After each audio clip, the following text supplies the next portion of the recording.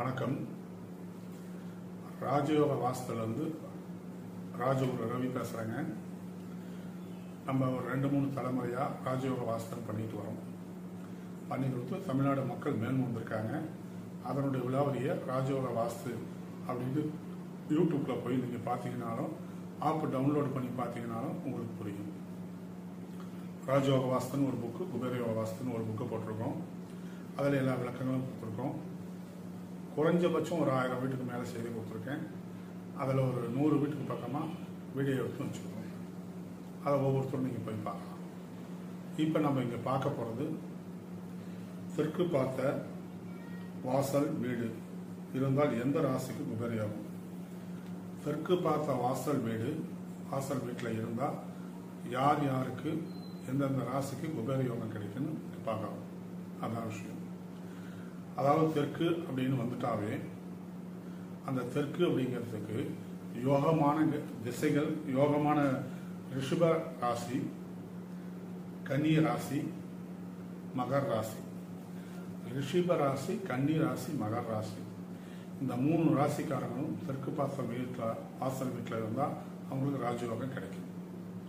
அடுத்தது இந்த ரிஷப ராசிக்கு யோகக்காரன் சுக்கிரன் ஆட்சி பெற்றிருக்கலாம். கன்னியா ராசிக்கு யோகக்காரன் புதன் ஆட்சி பெற்றிருக்கலாம். மகர ராசிக்கு யோகக்காரன் சனி ஆட்சி பெற்றிருக்கலாம். இந்த மாதிரி இந்த 3 ராசிக்காரங்களுக்கும் அந்தந்த வீட்டில் கிரகங்கள் ஆட்சி பெற்றிருந்து சுக்கிரன், புதன், சனி, இவங்க 3 அந்த ரிஷபம், கன்னி, மகரத்தில் ஆட்சி பெற்றிருந்தால் அவங்க தெற்கு பார்த்த வீடு அவங்களுக்கு யோகத்தை தரும்.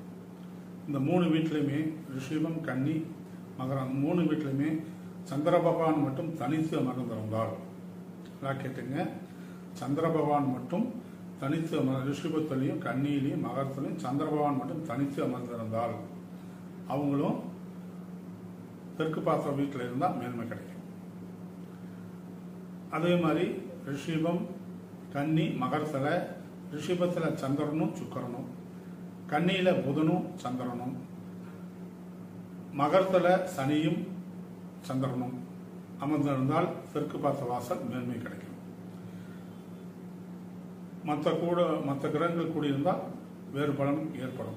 ஆனால் இவங்க முக்கியமாக இருந்துட்டாங்க அப்படின்னா இவங்க தெற்கு பார்த்த வாசல் வீடு கட்டிங்கன்னா இவங்களுக்கு வாழ்க்கையில் எதிர்பார்க்குற இம்ப்ரூவ்மெண்ட் கிடைக்கும்.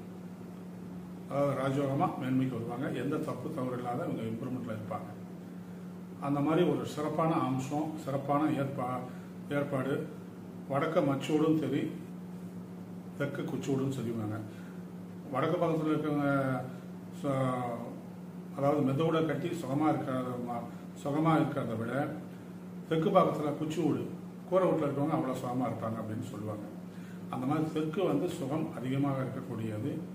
நல்ல அமைப்பு இருந்தால் தெற்கு பார்த்து வாசலில் இருக்காங்கன்னா இந்த 3 கிரகம் வலுத்து இருந்தது அப்படின்னா அவங்க தெற்கு பக்கத்து வீட்டில் இருக்கலாம். வாழ்க்கையில் இம்ப்ரூவ்மெண்ட்டுக்கு வரலாம். இவர்களை குரு பார்த்து விட்டால் அதுவே ராஜயோகம். நான் சொன்ன ராசிக்காரங்க அந்த வீட்டுக்கு அதிபதி ஆட்சி பெற்றிருந்தாலும், அவர்களை குரு பார்த்தாலும் அல்லது கூடியிருந்தாலும் அவங்க மெயின் தெருவில் இடம் வாங்கி ராஜயோகமாக மேன்மைக்கு வருவாங்க.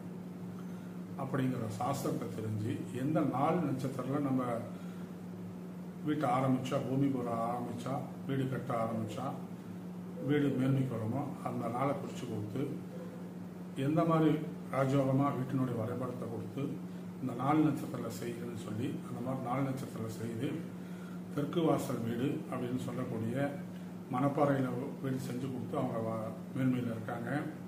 நிறைய விஷயத்தில் நிறைய ஊரில் நம்ம வாஸ்து பண்ணி கொடுத்து தெற்கு பார்த்த வாசல் வீடு செஞ்சு கொடுத்து அவங்க மேன்மைக்கு வந்திருக்காங்க. அந்த தெற்கு பார்த்தனுடைய வாசல் வீட்டினுடைய வீடியோவையும் இதை சார்ந்து நாங்கள் வைக்கிறோம். அந்த சார்ந்து வச்ச வீடியோவையும் நீங்கள் போய் பார்த்தீங்க அப்படின்னா அவங்களே கஸ்டமரை வாங்கிட்டு போனவங்க நாங்கள் சார்கிட்ட வாங்கிட்டு போய் செஞ்சு மேன்மைக்கு வந்திருக்கணும்னு சொல்லியிருப்பாங்க. அப்போ ஜாதகமும் ராஜயோகமாக இருக்கணும், வீடும் ராஜயோகமாக இருக்கணும், செய்யக்கூடிய 4 நட்சத்திரமும் ராஜயோகமாக இருக்கணும்.